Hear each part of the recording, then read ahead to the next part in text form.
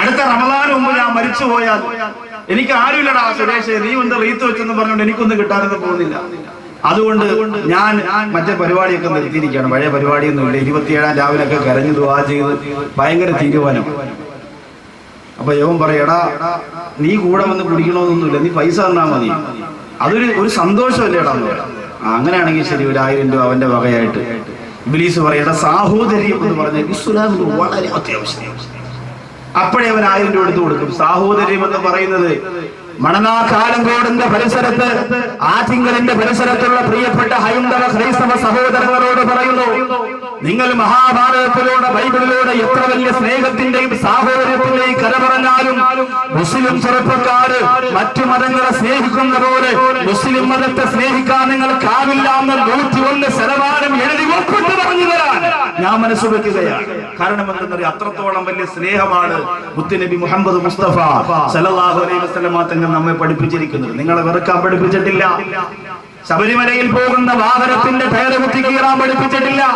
പിന്നെ എന്റെ പ്രിയപ്പെട്ട മുസ്ലിം ചെറുപ്പക്കാരോട് മറ്റു മതസ്ഥരോട് സ്നേഹിക്കാനും അയൽവാസികളെ ഹൈന്ദവരാണെങ്കിൽ ആദരിക്കാനും പഠിപ്പിച്ച മതം വിശുദ്ധ ഇസ്ലാമാണ്. ആ സാഹോദര്യം നിലനിർത്തിക്കൊണ്ട് തന്നെ ഞാൻ പറയുന്നു, കള്ളുകുടിക്കാൻ കാശ് കൊടുത്തിട്ടല്ല ആഘോഷത്തിൽ അവരെ പങ്കുചേർക്കേണ്ടത്.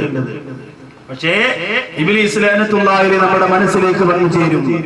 ആ സമയത്ത് നമുക്ക് സർവ്വതും നഷ്ടപ്പെട്ടു പോവുകയാ, നമ്മുടെ പിടിവിട്ടു പോവുകയാ. തൊപ്പിയിട്ടവൻ അറിയാതെ തൊപ്പിയൂറുകയാണ്, ദാടി വെച്ചവൻ അറിയാതെ ദാടി മടിക്കുകയാണ്, നിസ്കാരം തുടങ്ങിയവൻ അറിയാതെ നിസ്കാരം നിർത്തുകയാണ്. സർവ്വതന്മാരുടെ തരത്തിൽ നിന്ന് തൗബ ചെയ്ത് മടങ്ങിയവർ അറിയാതെ ഹറാമിയത്തിലേക്ക് പോവുകയാ. സുബ്ഹാനല്ലാഹ്. ആ റമദാൻ മാസം എത്ര പെട്ടെന്നാ വിട പറഞ്ഞു പോയത്. വല്ലതും ചെയ്യാൻ നമുക്ക് കഴിഞ്ഞിട്ടുണ്ടോ? പെരുങ്കുളത്തുകാര് തറാവീഹ് എത്ര പെട്ടെന്നാ തീർന്നത്, തഹജ്ജുദ് എത്ര പെട്ടെന്നാ തീർന്നത്, തസ്ബീഹ് എത്ര പെട്ടെന്നാ തീർന്നത്. അല്ലാഹുവിന്റെ പരിശുദ്ധ ഖുർആൻ റമദാൻ മാസത്തിൽ നമ്മുടെ കൈവെള്ളയിലൂടെ എടുത്ത് നിവർത്തി വെച്ചിട്ട് പൊട്ടിക്കരഞ്ഞുകൊണ്ട് പാരായണം ചെയ്ത ദിവസങ്ങൾ എത്രയാണ് എന്റെ പ്രിയപ്പെട്ട മുസ്ലിമേ. അല്ലാഹുവിന്റെ പാർശ്വത്തെ മുറുകെ പിടിച്ചുകൊണ്ട് ഒരൽപ്പം പോലും പ്രതിഫലിക്കാതെ ജീവിക്കാനുള്ള പവർ അല്ലാഹു നമുക്ക് തന്നനുഗ്രഹിക്കുമാറാകട്ടെ. അതുകൊണ്ട് ചെറുപ്പക്കാരാ തീരുമാനിക്കുക, 2 മണിക്കൂർ കൊണ്ട് നിങ്ങൾക്ക് മുന്നിൽ സമ്മാനിക്കുന്ന ഈ വിഷയം കേട്ടുകൊണ്ട് നിങ്ങൾ നല്ലതുപോലെ ഇത് അംഗീകരിക്കാൻ നിങ്ങൾ ഒരുക്കമാണെന്ന് പറഞ്ഞാൽ ഉറപ്പോടുകൂടി ഞാൻ പറയുകയാണ്, നീ മരിക്കുമ്പോ അല്ലാഹുവിന്റെ മാലാഖമാര്, റഹ്മത്തിന്റെ മാലാഖമാര് പെരുങ്കുളത്തുള്ള നിന്റെ വീട്ടിന്റെ അകത്തിറങ്ങി വരും. ചെറുപ്പക്കാരാ, ഉറപ്പുള്ള കാര്യമാണ്. അതുകൊണ്ട് രക്തത്തിളപ്പുള്ള ചെറുപ്പക്കാരാ ഒന്ന് തീരുമാനിക്കുക, രക്ഷപ്പെടണ്ടേ. എത്ര വലിയ അഴുക്കുകാലിൽ കിടന്നവനാകട്ടെ, എത്ര വലിയ മോശത്തരങ്ങൾ ചെയ്തവരാകട്ടെ, എത്ര വലിയ വൃത്തികേടുകൾ ചെയ്തവരാകട്ടെ, അവർക്ക് അല്ലാഹു പടച്ചതമ്പുരാൻ വിദായത്തിന്റെ വഴി വെച്ചുകൊണ്ട് കാത്തിരിക്കുമ്പോ അതെനിക്ക് വേണ്ടെന്ന് പറഞ്ഞുകൊണ്ട് ഹറാമിയത്തിലേക്ക് വീണ്ടും തിരിച്ചു പോവല്ല ചെറുപ്പക്കാരാ. ആരായിരുന്നു ചെറുപ്പക്കാരാ? വഹശി എന്ന് പറയുന്നയാള് നബി സല്ലല്ലാഹു അലൈഹി വസല്ലമ തങ്ങൾ ഏറെ ഇഷ്ടപ്പെട്ടിരുന്ന ഹംസാ റളിയല്ലാഹു തആല അൻഹുവിനെ ഉഹുദിന്റെ രണാകുലത്തിൽ വിട്ട് വെട്ടിയെറിഞ്ഞു പോയയാളാ. ഹംസാ റളിയല്ലാഹു അൻഹുവിന്റെ കൈ വെട്ടിയെടുത്ത, ഹംസാ റളിയല്ലാഹു അൻഹുവിന്റെ കാല് വെട്ടിയെടുത്ത, ഹംസാ റളിയല്ലാഹു അൻഹുവിന്റെ തല വെട്ടിയെടുത്ത, ഹംസാ റളിയല്ലാഹു അൻഹുവിന്റെ നെഞ്ചു കുത്തിക്കീറിയിട്ട് കരൾ പുറത്തെടുത്തിട്ട് എന്തെന്ന് പറയുന്ന പെണ്ണിന്റെ അടുത്ത് കൊണ്ട് കൊടുത്തിട്ട് ശവച്ചരച്ച് പൊട്ടിക്കളയാൻ ഒത്താശ ചെയ്തു കൊടുത്ത വഹശി എന്ന് പറയുന്ന മനുഷ്യൻ മുത്തുനബി മുഹമ്മദ് മുസ്തഫ സല്ലല്ലാഹു അലൈഹി വസല്ലമ തങ്ങളുടെ മുമ്പ് വന്ന് ഇസ്ലാമരം സ്വീകരിച്ചില്ലേ ചെറുപ്പക്കാരാ? ഉന്നതമായ സ്ഥാനത്തിലേക്ക് വഹശി എത്തിയില്ലേ ചെറുപ്പക്കാരാ? അതുകൊണ്ട് കണ്ണുപിടിച്ചു പോയി അല്ലാ, പലിശ വാങ്ങിപ്പോയി അല്ലാ, വ്യഭിചരിച്ചു പോയി അല്ലാ, നിന്നിലേക്ക് എടുക്കാൻ എനിക്ക് യോഗ്യതയില്ലെന്ന് പറഞ്ഞ് പിന്തിരിയാറ് അല്ലാഹുവിന്റെ മുമ്പ് വന്ന് പൊട്ടിക്കരയണം ചെറുപ്പക്കാരാ. നാളിതുവരെ അല്ലാഹു ചെയ്ത അനുഗ്രഹങ്ങൾക്ക് നന്ദി കാണിക്കുന്നവരായി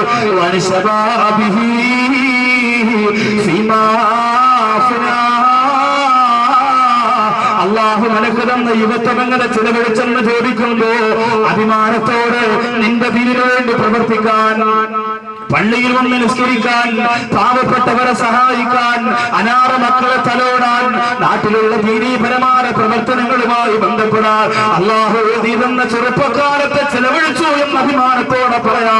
എന്റെ മുമ്പിൽ നിൽക്കുന്ന ചെറുപ്പക്കാരാ, നിനക്ക് സാധിക്കണം കേട്ടോ. കണ്ണുകെട്ടി കാണുമ്പോ, പെണ്ണിന്റെ സൗന്ദര്യം കാണുമ്പോ, സിനിമയുടെ മോഡൽ മാറുമ്പോ എല്ലാം മറന്നതിന്റെ പിന്നാലെ മണിക്കൂറുകൾ ചെലവഴിക്കുന്ന ചെറുപ്പക്കാരെ ചിന്തിക്കുക. ഇന്ന് മരണപ്പെട്ടോ പൊന്നുമോനെ, നാളെ ഈ സമയത്ത് നീ കിടക്കുന്നതിന്റെ പള്ളിയുടെ ഖബർസ്ഥാനിലാണ്. വള്ളക്കടവ് പള്ളിയിൽ 29-ാം രാവിന്റെ ഏത്തിക്കാതിരിക്കുന്നു. അവസാന 10 ദിവസവും ആയിരക്കണക്കിന് ചെറുപ്പക്കാർ ഏത്തിക്കാതിരിക്കാനുമുണ്ട്. 29-ാം രാവിന്റെ ഈ വർഷം ലൈലത്തുൽ ഖദറിന് സാധ്യത കൂടുതലുണ്ടായിരുന്ന ദിവസമാണ് 29-ാം രാവ്. അല്ലാഹുവേ, ആ 29-ാം രാവിന്റെ പൊട്ടിക്കരണ്ട് കൊണ്ട് വാടക്കുമ്പോ ഒരു പ്രിയപ്പെട്ട ചെറുപ്പക്കാരൻ മുമ്പിൽ വന്ന് തൊപ്പിയിട്ടിരിക്കുകയാ. ആരാകുന്നവരെന്നറിയുമോ? വർഷങ്ങൾക്ക് മുമ്പ് ആ പ്രിയപ്പെട്ട ചെറുപ്പക്കാരൻ ഹൈന്ദവനായിരുന്നു. ഹൈന്ദവനാണ്, ചെറുപ്പക്കാരനാണ്. റമദാൻ മാസം 4-ാമത്തെ ദിവസമായപ്പോ എന്റെ റൂമിലേക്ക് കടന്നു വന്നുകൊണ്ട് അശ്ഹദു അല്ലാ ഇലാഹ ഇല്ലല്ലാഹ് വഅശ്ഹദു അന്ന മുഹമ്മദർ റസൂലുള്ളാഹ് എന്ന് ഷഹാദത്ത് കലിമ പറഞ്ഞുകൊണ്ട് മുസ്ലിമായി പെരുങ്കുളത്തെ ചെറുപ്പക്കാരാ, ഇസ്ലാമിലേക്ക് കടന്നു വന്ന പെരുങ്കുളത്തെ ചെറുപ്പക്കാരാ, അവൻ തൊപ്പിയിട്ടുകൊണ്ട് പൊട്ടിക്കിടന്ന് 29-ാം രാവിന്റെ പ്രഭാതമായപ്പോ എന്റെ മുമ്പ് വന്നിരുന്ന പൊട്ടിക്കിടന്നുകൊണ്ട് പറഞ്ഞു, സാറേ, ഞാൻ ഒരുപാട് തെറ്റ് ചെയ്തു പോയിട്ടുണ്ട്, ഒരുപാട് മോശത്തരങ്ങൾ ചെയ്തു പോയിട്ടുണ്ട്. അല്ലാഹു പടച്ചതമ്പുരാനെ അനുഗ്രഹിച്ചുകൊണ്ട് ഞാനൊരു മുസ്ലിമായി അത് നിലനിൽക്കാൻ വേണ്ടി ദുആ ചെയ്യണമെന്ന് പറഞ്ഞെങ്കിൽ പെരുങ്കുളത്ത് വന്ന 10,000-കണക്കിന് ചെറുപ്പക്കാരുണ്ടെങ്കിൽ അത്രയും ചെറുപ്പക്കാരുടെ ഈ മാനവന്റെ ഈ മാനിന് തുല്യമാകുമോ ചെറുപ്പക്കാരാ? നമ്മൾ എന്താ ചെയ്യുന്നത്? നമുക്ക് നിബിധനമെന്ന് പറഞ്ഞാ ചാപ്പാടെടുക്കാൻ മാത്രമുള്ളതാ, റമദാനെന്ന് പറഞ്ഞാ കറങ്ങി നടക്കാൻ മാത്രമുള്ളതാ, പെരുന്നാളെന്ന് പറഞ്ഞാൽ അടിച്ചു വിളിക്കാൻ മാത്രമുള്ളതാ. കൽബ് പൊട്ടിക്കരഞ്ഞു പോയ ഒരു റക്അത്ത് നിസ്കാരം നിനക്ക് പടച്ചോറ് കൊടുക്കാൻ പറ്റിയിട്ടുണ്ടോ? എന്റെ മുമ്പിൽ നിൽക്കുന്ന ചെറുപ്പക്കാരാ, ഇന്നത്തെ രാത്രി മുതൽ മാറ്റം വേണം ചെറുപ്പക്കാരാ, ഇന്നത്തെ രാത്രി മുതൽ മാറ്റം വേണം മുസ്ലിം ചെറുപ്പക്കാരാ. ഇന്നലെ വരെ ജീവിച്ചതുപോലെ അല്ല, വല്ലാഹി വല്ലോ, ഇന്നലെ വരെ ജീവിച്ചതുപോലെയല്ല.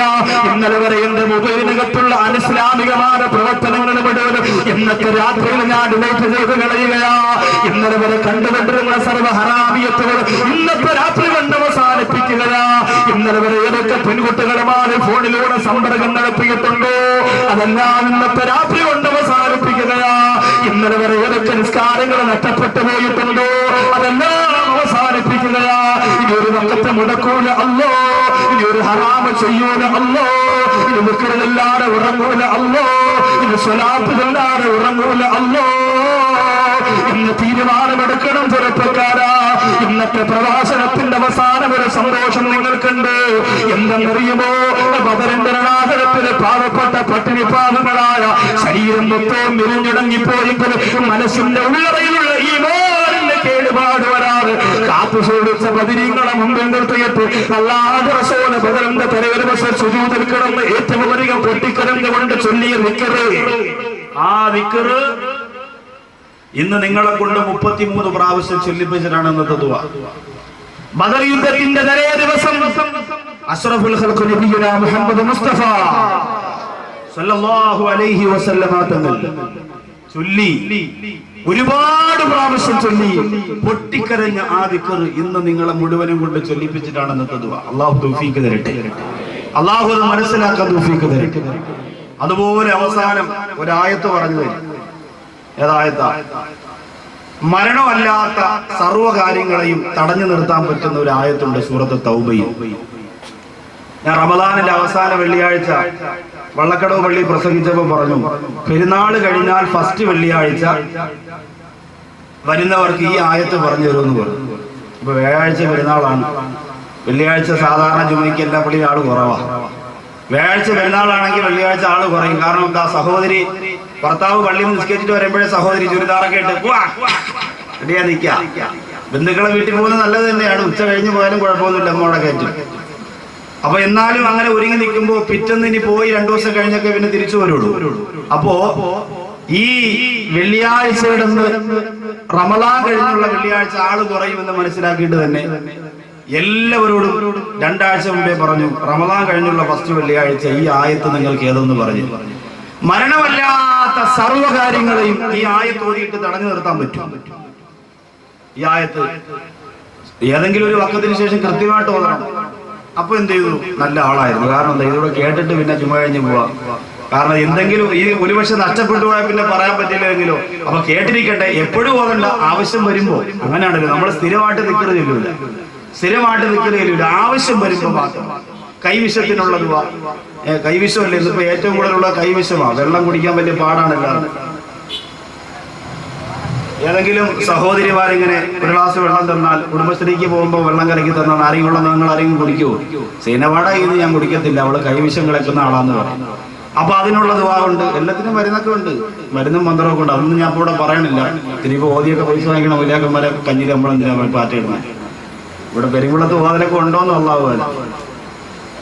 തിരുവനന്തപുരം ജില്ലയിലൊക്കെ ഇച്ചിരി കുറഞ്ഞു തുടങ്ങിയിട്ടുണ്ട് അല്ലേ? കാരണം എന്താണെന്നറിയോ? ധാരാളം പൈസയും പണവും പവറും ഒക്കെ ആയിപ്പോയല്ലോ.